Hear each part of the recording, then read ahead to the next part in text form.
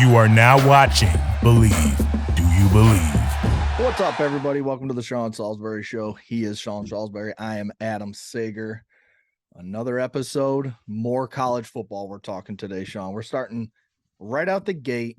Let's give our top 5 teams going into the season. Kicks off just a couple weeks. We saw the coaches poll come out with, the normal teams at the top. We kind of talked about some of the teams we weren't quite sure if we thought they deserved to be in the top 5, top 10, top 15.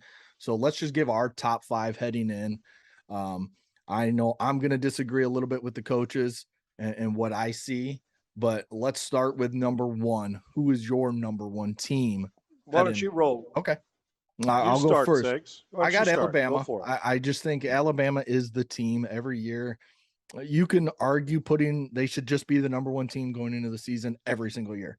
That's how good of a thing Nick Saban has going right now at Alabama. He just keeps rolling these 5-star recruits in.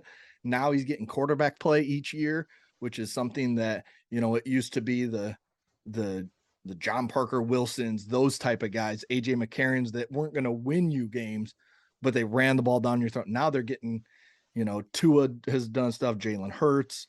Now we've got Bryce Young. So we got guys that are competing for Heisman's, winning Heisman's, doing great things in the passing game. And that's just another, more credit to Nick Saban to continually keep bringing in new offensive coordinators each year. And they continually put up big numbers each and every year. So to me, when you have Bryce Young, I would have him as my number 1 quarterback going in right now. I think CJ Stroud's right behind him, but I have Bryce Young being just the playmaker that he is and the way they just continually develop talent.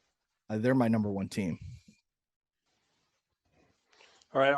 Now let me ask you this. Is this going into the season or how you feel about them coming out? Nope. This is just going in, in a couple of weeks. We got the kickoff and just where you have them right now. Maybe you don't think Alabama's a college football playoff team. Maybe you think, whoever's going to come in. But right now, who is your top 5 teams? And then maybe before the season, I'll go with Alabama. We'll get in and we'll say, okay, this is our projection for the Final Four, and so on. Yeah, then we definitely need to do that because my number 1 now will differ from my number 1 when it's all said and done. Yep. Okay. But Alabama, I think they've got the best defensive player in America. Yep. And quite frankly, maybe the best player in America, to be honest with you. They very well might have the best defense and offensive player in America with a quarterback and a possible 1 and 2 or 1 and 3 type pick in the draft. They're that good. So I'll go with them going in. And you're right, Saban gets to the point where people recruit him. He doesn't need to recruit. Right. He does, but if you get the point with name, image, and likeness now, and it's going to have to ramp up his game a little bit. But when you talk about depth, a fantastic quarterback, they will run it. They're always physical, and their defense is nasty. And coming out of a season when you didn't win the national title, I always wonder how you can. There's an extra anger or energy that goes with Alabama usually when you get close and miss out. I think they're the number 1 team in the country today. Right. I don't think we're going to be saying the same thing in January, but I'll leave it at that. Interesting. Yeah, we'll do that right before the season starts on one of those shows right before. So in the next 2 weeks, we'll put out our top 4 of who we think is in the college football playoff come January, or I don't even know if their first games are in December or whatnot. Number 2 for me, I have Georgia. I know the coaches had Ohio State. I know they lost 37,000 players to the NFL draft, including everybody on their defense. But in my opinion, the best defensive player on that unit may still be there. And that's Jalen Carter, the defensive tackle. He's a monster. He will be one of the guys that will compete with Will Anderson from Alabama that we just talked about for the maybe the number 1 pick, depending on which team gets him, but definitely first defensive player off the board. That's how good he is. Then they have a guy in Nolan Smith on defense who was one of their best defenders last year as well. And he's, coming off the edge. So those two is a combo now, and they'll have to have other guys step up, but we've seen Stetson Bennett win big games. We know Kenny McIntosh is a guy that can come in at running back and run the ball down your throat, which they love to do. And the favorite part of this team for me is the tight end room. when you look at Brock Bowers, who was the best tight end in the country last year by far as a true freshman. And then you have Darnell Washington, who's like 6'9", just this monster that can do everything. Oh, yeah. And then they add in Eric Gilbert from LSU, who maybe has just the best tools when it comes to being a tight end in the country. Those three, especially with a guy like Stetson Bennett, it's going to work perfectly, in my opinion. And that's why I have them 2 over Ohio State. Segs, that tight end, I think to me, the tight end position in football now is such an important go-to. I do. Everybody needs something to lean on. And they've got 3, when they're all draft eligible, are 3 draftable players. Oh, and for sure. I'm talking about all top 3 2 rounds, probably. So, there's no question. And the truth of the matter is, if they were all draft eligible in the same year, they'd still be top 2 rounds. 2 rounds, possibly. yeah. That's it. Yeah. Even if they were all 3 getting drafted in the same draft, we're looking at that's a special group. Matter of fact, might very well be, and this may be a little hyperbolic, but I'm not far off this. They might very well be the best unit of any unit. I'm talking about linebackers, tight ends, of depth-wise in the country. That could very well be the best room in the country, just as far as athletes and impact and the whole thing. It really could be. They're.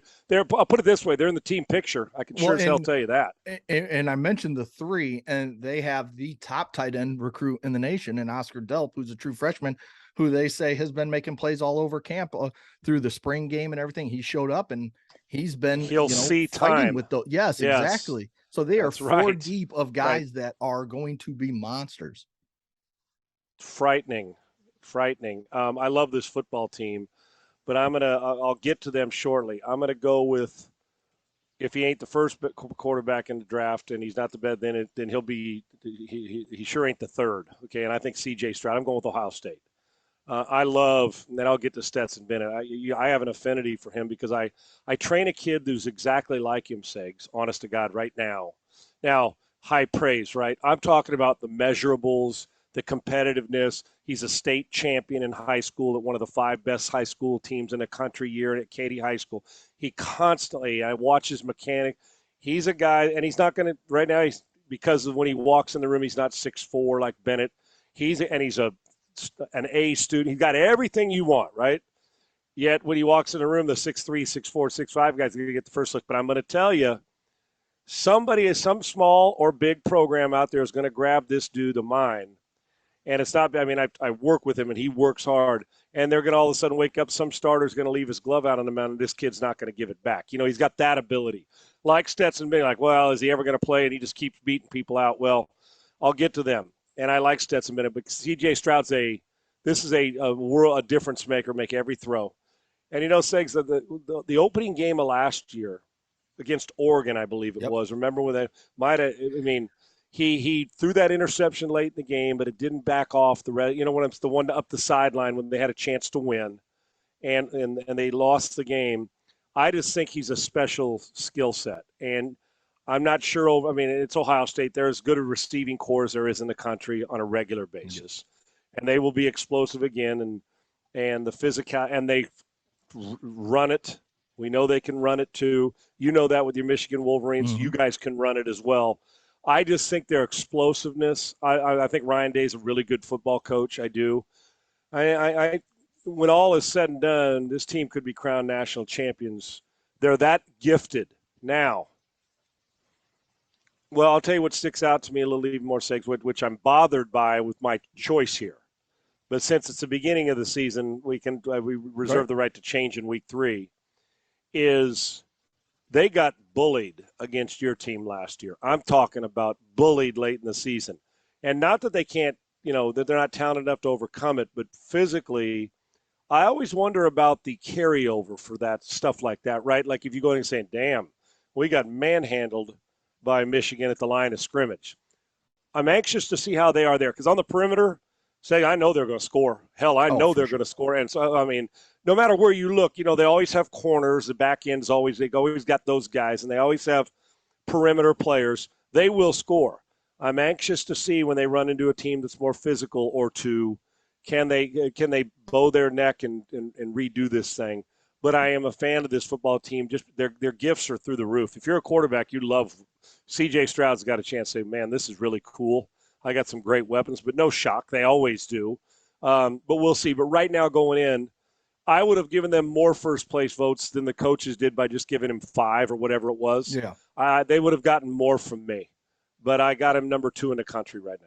Yeah, moving on to number 3, I have Ohio State. When you mentioned CJ Stroud, when you have that type of quarterback that is a number 1 overall type of talent in the NFL draft, you're going to be a top 5 team in the country.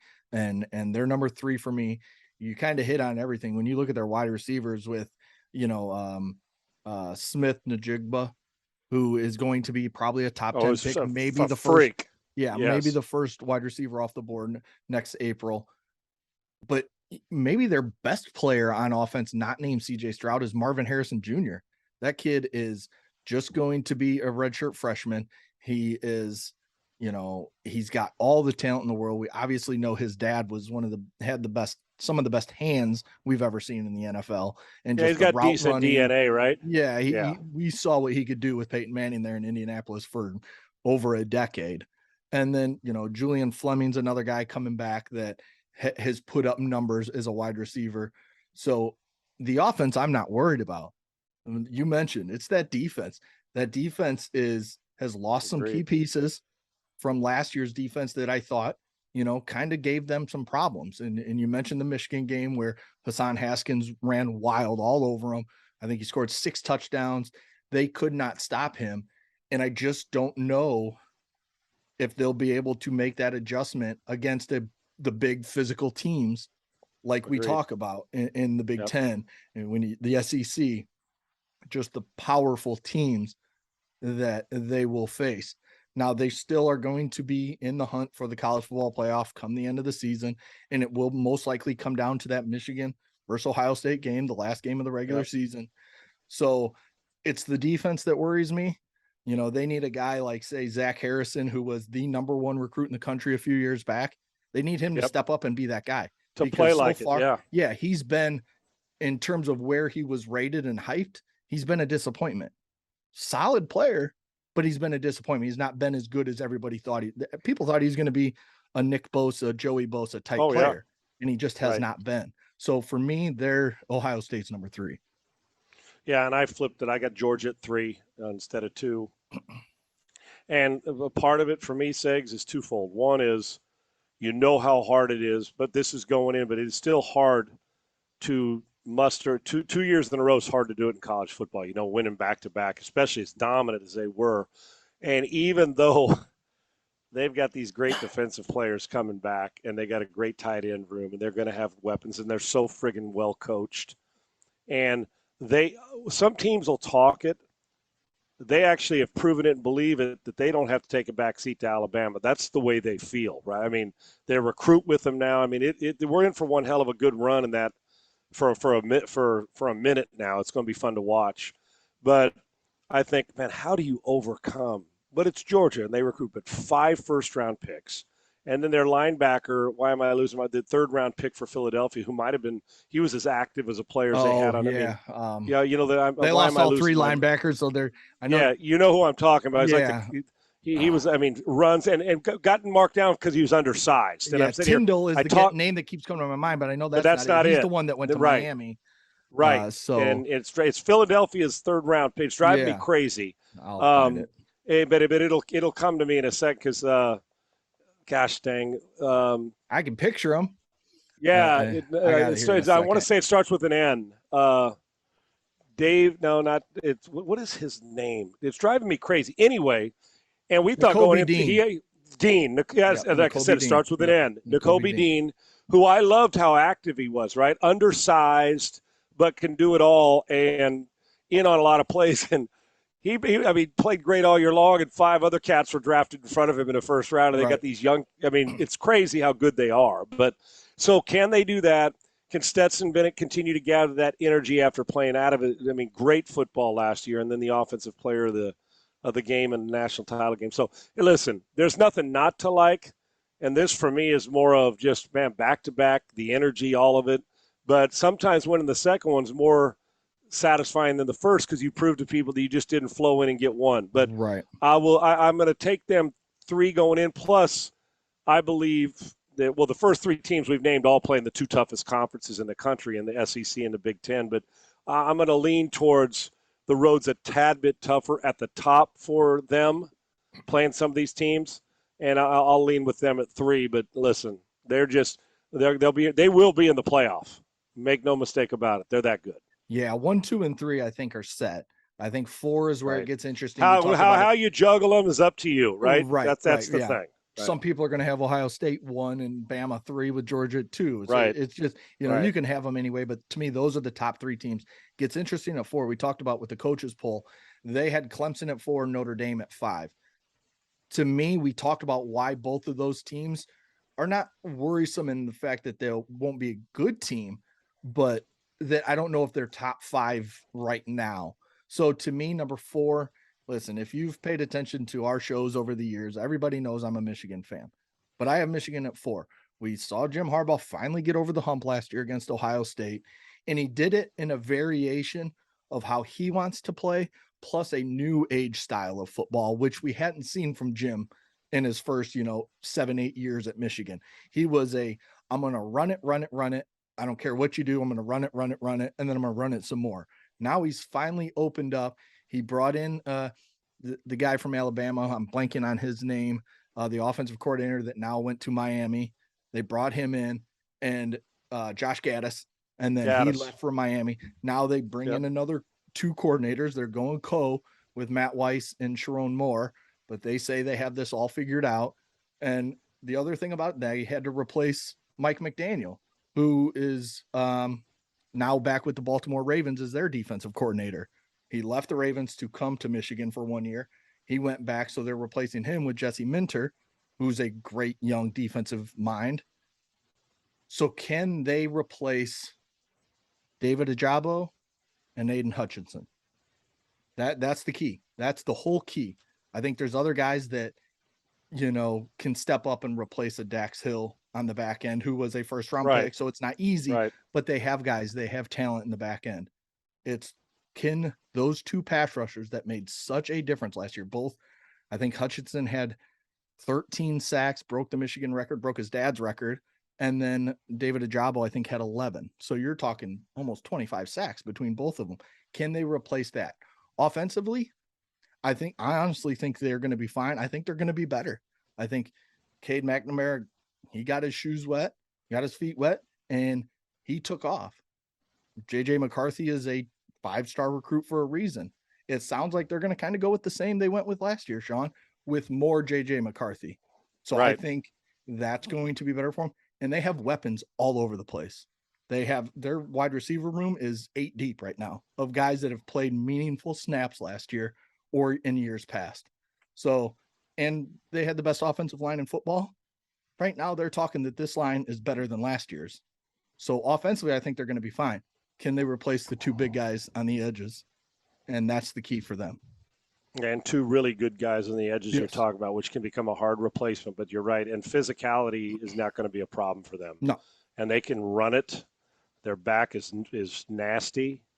And their run game, they push it, but they also have the ability to do stuff with their quarterback. But they're very difficult to game plan for now that Jim's out, just thinking outside the box because of the change. And I do not subscribe. I'm not a 2 quarterback guy, Segs. I'm not. Right. Yeah. Yep. I'm usually not, but McCarthy brings such a dimension to it that it's a bitch to game plan for them because of his, even though he's not, and you're going to see more of him this year, regardless of how McNamara does. And you're going to see more of his arm this year. That's exactly. Last you're year going was to use everything. Right. And he is a fantastic skill set. And a lot of people in the offseason were, well, is he going to transfer? What's he going to transfer? That kid's a Michigan kid and he ain't going. And tribute to him, as you and I talked about, I think a month ago or so, just quickly about, this guy didn't leave school because, and there would have been people waiting in line for him to go start. I'm talking 100%. About powerhouse schools in the country. Yep. So I am a big fan. I got him 4 as well, Segs. Now, I know it's 2 SEC, 2 Big Ten, and neither one of us, it's not like I'm playing favorites. I'm a Pac-12 guy anyway. But going in, they're the four best teams in my mind. Now, listen, while I understand Clemson's skill set, I'm concerned about their. I would have 2 or 3 teams ahead of Clemson. Honestly, I have them like 7 or 8. And now, if Uiagalelei plays great football, well, then we may be having a whole different conversation here. But going in, I just don't trust Clemson enough yet this year, right now, today. And so with that, I do have Michigan for all the reasons. I don't need to belabor them. My favorite thing about them is that when it gets to as long as their perimeter and where they've got receivers, and we saw them elevate their play and their team speed is so much better now that I'm not even talking about. I'm talking about 15 years. It was like Notre Dame. The way to beat them is Ohio State they're too fast, right? Mm-hmm. They just you get together and they're just too much team speed on the edge on the perimeter. No, just 3-4 years ago, Ohio State had too much speed. Too much. That's right. And Michigan has closed that gap. And physically, they kicked their ass last year, as we saw. So, and I'm big late on the ability to move. Listen, Georgia won playing defense and kicking your ass at the line of scrimmage in the national title game, then making big plays when they were there. When Alabama when they took care of Alabama, when Alabama took care of their business, they both flip-flopped that situation. That Georgia, that Alabama and Georgia both physical. I'm talking about Michigan physical. You start to look at the teams in the end.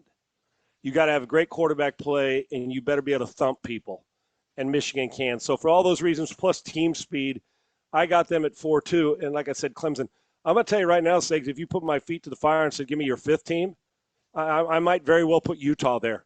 The conference they're playing in, I've told you this, and they're physical. They've got an underrated but a playmaking quarterback that I would put them ahead of Clemson. I would. They may not be as skilled, but in a fist fight, I'll take Utah. I will right now. I'm talking about today. Mm-hmm. Now, in 3 weeks, we may be saying, this Clemson team looks a little different now, right? This is, Uiagalelei looks like the guy that we thought, and they're back to it. So until I see different, and I love Utah. Utah and Michigan have a lot of similarities, Segs, at the line of scrimmage, the physicality part of it. They don't have as many playmakers, obviously, as Michigan does, and it's a winnable, and I think they'll be less battle-tested or less beat up when the season goes on. The Trojans will be their biggest threat in the conference, USC. But I would put Utah 5 or 6. But I would have, and I think Baylor's going to give people fits all year long. I do, but I got your Michigan Wolverines. We got the same 4. We just got them in different positions. Mm-hmm. I think Michigan. I'd have Michigan ahead of Clemson right now as well.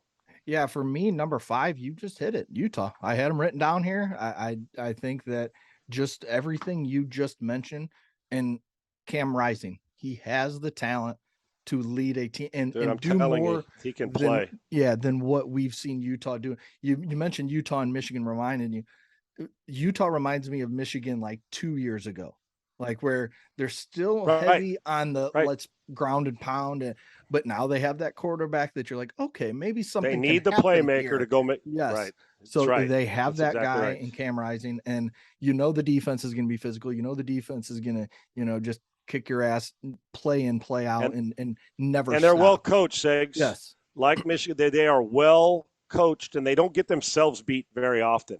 And it's been a minute. I mean, they got to play, like you said, if the quarterback can make and spread that field for them where you can't, they're going to be dangerous to deal with, I assure you. And you're 100% correct. Yeah, it's going to be so interesting to see how they match up against USC, against Oregon. Those are the main 3 from the Pac-12 Agreed. that, are going to have a chance to kind of break that spell of the Pac-12 just kind of not being there in the end of the year. There's 3 teams that should be able to. Now they're going to, they're going to eat each other up at some point, but hopefully one of those teams shows that they are there. And right now I'd have Utah as the best team. I would have USC and more towards 10 than the coaches did. I think they had them at 15, if I'm not mistaken. Right. And you mentioned Clemson would be down a little bit, 7, 8. Notre Dame would probably be 6. It just worries me with all the new coaching and the new quarterback and the new, it's everything. So it's a rookie head coach there at Notre Dame. It's not a, hard job. Not like when Brian Kelly came in where he had been places, and no, Brian Kelly left and Marcus Freeman has taken over. He's never done this before at this level in terms of being a head coach. So it's going to be interesting, but those 5 teams are to me, the top 5 teams in the country right now. Agreed. I would 100% agree.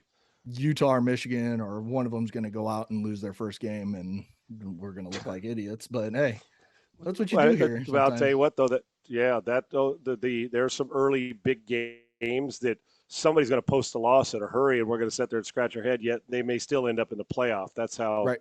There's some good teams. Yeah. You look at Ohio State last year. They lost the game to Oregon. Against Oregon, right? And they were still there in the end until, if they would have beat Michigan, they had the leg up to get into the college football playoff. So an early loss doesn't hurt, but we'll see. And sounds like we could be maybe getting up to 16 teams here in the next few years. We'll talk about that whenever that decision comes. I'm okay with it too. I don't need any more than that, Sage, but 16 is okay for me. I don't need any more than that, right? I'm leaning on the side of 8 myself. I think 8 is the perfect number, but if they give me 16 and they do it right and they figure things out in a much better way, I can live with 16. Speaking of college football moving around, Agreed. The Big Ten is moving to CBS, not this season, next year. That 2:30 game that we normally see, you turn to CBS and you see the big SEC signia pop up, and you hear the music and you hear the announcers. It's just like, it's SEC time. Well, that's not going to be there anymore. That's going to be on ESPN, and we're going to have Big Ten games in that 2:30 slot on CBS. We'll also have night Big Ten games on NBC, where unless Notre Dame is playing, Notre Dame normally plays in that 2:30 slot as well, or 1:30 slot, depending on which game it is. Just your thoughts on, I think it was a 10-year, $350 million deal that CBS got, or the Big Ten got from CBS and NBC. And then the Big Ten will also still be on Fox. So a lot of moving parts. The college football landscape, just in every way possible, has been turned upside down. We can't even go to the normal channels we watch these games at without being like, oh shit, that's the Big Ten now. Like that's the Pac-12, or if they're even around anymore in 2 years. It's just craziness right now. Yeah, Segs, I'll tell you, the first surprise is that ESPN didn't pay the money. Honestly, I figured you want to dominate. They're going to. Though there's the 2 most powerful conferences now, and 4 years from now are the SEC and the Big Ten. I figured they'd want to corner the market, which they do. They have 80% or 90% of the bowl games. They've cornered the market on all of it. And I'm thinking now so people are out there, well, what's going to happen with College Game Day?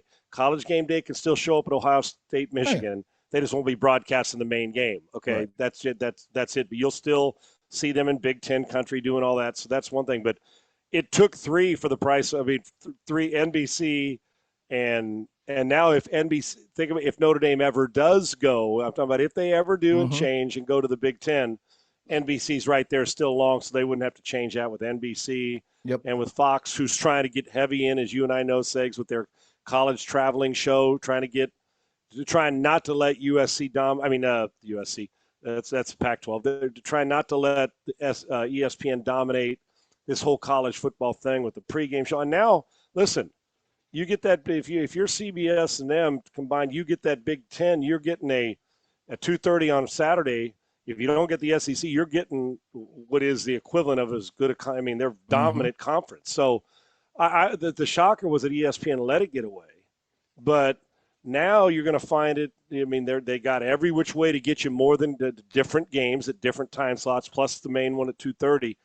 And I'm curious to see how. If it, like during the week, now listen, it's only human nature if ESPN, you're going to cover the teams because that's what they do. But during their shows during the week, how much love will they give the Big Ten, on TV, just the viewing eyes and stuff. So I'm just curious. I would imagine, when Reese is doing the show during the week and all that, of course they're going to give him the love. And when they're doing the show, the polls, when they get into that later in the season, when they're putting the 4 in there in the top and the votes start to come in, I don't think it's that big a deal. I'm sitting there, who needs more? Does the Big Ten need ESPN, or does ESPN need the Big Ten? Well, when you got NBC and you got Fox and you got CBS, I think you cover it pretty damn good. Yeah. Yep, you're fine. So I would say the Big Ten's going to be fine, thank you. And I think it was really smart by those 3 to combine their resources and make this bid so you don't you don't give everything up to you. Because, listen, the Big Ten, no matter what anybody else does, if the Big Ten and the SEC are at ESPN, the market is cornered for a long time. So it makes for good competition, but there's nothing the same as that you and I have been watching in the last 5 years that you and I have watched college football. Things are a-changing. It's going to be weird not to have the SEC game at 2:30 with their group calling it. But you know what?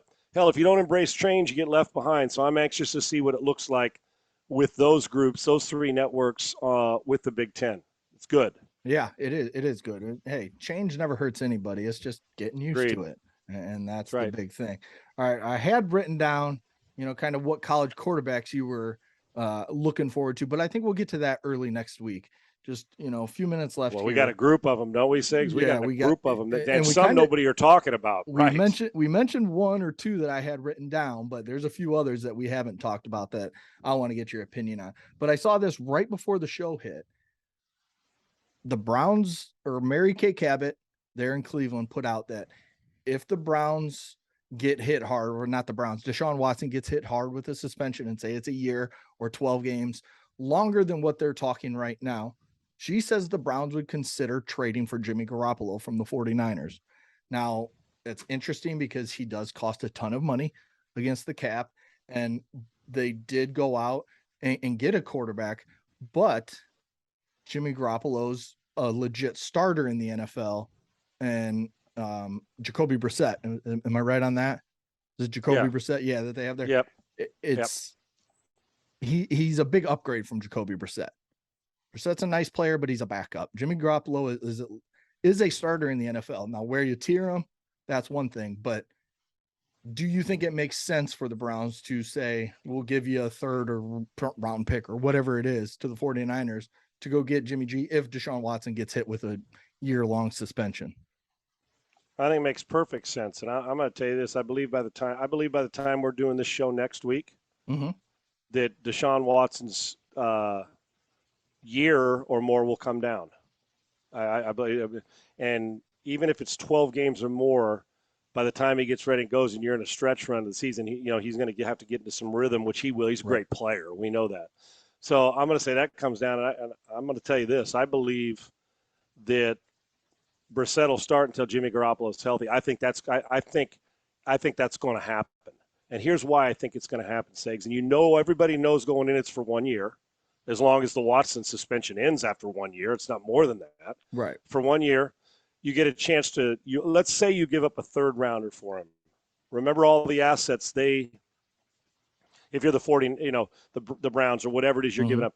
Now think about the assets that they gave up for Watson, right? I mean, to get Watson. Now Garoppolo goes on. Now listen, I know this about Garoppolo, and I'm on in San Francisco and ironically Cleveland every week during the year, right? Sig? Been on both this week. That with this, Garoppolo is really solid and good when he's on a good roster. San Francisco, good roster. One of the best winning percentages over the last 2 or 3 years of quarterbacks in the league. And while it's not because of him, it's not in spite of him either that they've been to 2 NFC championship games and a Super Bowl in 3 years. And he started there 3 full seasons and then been hurt one of them, right? And the other one, he came in the last 5 or 6 games, 5-0 at the end of the first season he got there. So the guy, and if he has a decent fourth quarter, not a 3 for 11, he beats Mahomes in the Super Bowl. Yep. And the whole narrative has changed on Jimmy Garoppolo. That's one, Segs, real quick. And then 2 is, like when people talked about him coming to the Texans, he wasn't going to make a 4-game difference to the Texans. The roster's not good enough. He's not Rodgers or one of those guys or the Mahomes or Allen that carries you for 6 weeks on his back. But he does fit into play action, Nick Chubb, good runner. All those things is a great mix for him. So when he's healthy and going, I believe, and if you're the Browns, you say, I owe it to the roster and I owe it to the fan base. We got a good roster. Why waste the year and call it a bye year because Watson's not there? Screw that. You go out and you go get him an asset. San Francisco, while they may love the depth of Jimmy, you're not keeping him backing up for $20-some million a year, and you're just not. And so you're going to move him, and when you do, you're Cleveland, you jump on it, you play him. And at the end of this, Segs, you know what you do? If Garoppolo gets you to the playoffs with that team, guess what happens? You've now increased his value for next year when you move him. And get another asset that you need anyway. So you're renting him for a year. He knows it. he's going to want to play well and get out and do that. So it makes perfect sense. I'm going to say when all is said and done, you won't see Watson this year, prediction, and I may be wrong. Jacoby Brissett holds it down until Garoppolo's healthy, and then Garoppolo starts and Brissett, who's a solid backup and a really good teammate, and then the Browns their offense is better, and that's the reason you're not bringing Jimmy in to back up Jacoby. It's a fact. So, yeah, I think when all's said and done, Garoppolo's starting, Brissett at some point will be the backup, maybe not the first couple weeks because Jimmy's still healing on his throwing shoulder, and Deshaun Watson, more than likely you won't see him this year because they're going all in on this, and with Goodell handpicking the guy to go after him. Even if it's 12 game Segs, that's still – I'm not sure I wouldn't still go after Garoppolo to hold the thing down until we get there, honestly. So I think it's going to happen. I think where there's smoke, there's fire, and this is the most logical team for him to go to. I still believe Jimmy Garoppolo is a starting quarterback in the league, like you said. To me, it's a no-brainer. Yeah, it makes all the sense in the world to, like you said, not punt on this season, to at least give yourself a chance because you have a lot of players – and you're looking, Amari Cooper's not getting any younger. You have some young players that have stepped up and ready to take that next step. And, Kareem Hunt is still there one more year because they told him no. So there's a lot of talent on that team, and you cannot punt when you have that kind of talent, even if it's for a quarterback that, you're not expecting to go win you a Super Bowl, but he's a guy that you can win with and go far in the playoffs with. Well, guess what he's been to the lot that most of that roster hasn't. He's been to a Super Bowl. Yep. So at least he's got some deep playoff chops and a Super Bowl. And who the hell knows? He goes on a roll, and then this Super Bowl, if the Browns are capable of getting there, hell, Cincinnati got there last year. Why not the Browns, right? Now, I know Burrow's a different cat. Now, this is a hell of a player, but the roster, you can't tell me Cleveland's roster's not as good overall as Cincinnati's was last year. So who's to say that Garoppolo doesn't go in and play out of his mind in the postseason and do it? I just know this. I'm with you. I'm not telling my fan base, hey, by the way, we're just going to kick it away and throw it out of bounds for the season, and we'll just see in 2023. I don't think that's fair, and I don't think it's fair to your team. It tells me that you think that one player is bigger than the roster if you just say, well, no disrespect to Brissett, oh, Deshaun's not here, so we're just not going to show up, right? No. You do it, and it's the logical person to go get, Segs. Yep, it just makes a lot of sense. All right, that'll do it for this episode. Again, you can find it on Spotify, iHeart, all the podcast platforms, or you can go to Believe.com and subscribe to it and get the episodes as we download them and put them out there. So you can follow Sean at Sean Unfiltered, me at Adam G. Sager on Twitter. That'll do it. We're getting close to football. We got a lot of preseason games. But the real stuff, that's what we're waiting for, and we still got when we come back on Tuesday, another thing, for a quick talk, Segs, your thoughts as well, and I'll give you mine on coaches that don't like practicing against other teams. Okay. Lovie Smith said that in Houston. He won't do it, which I find a little odd. I'm 180 degrees different on that focus, and I like Lovie, but we'll talk about that because I find it interesting. And where preseason's going in the future. Will we play preseason like they do in college eventually, where it's just games because of injuries and money and no preseason games? Let's talk about that next week. Sounds good. That'll do it. The Believe Network. Thanks. See you.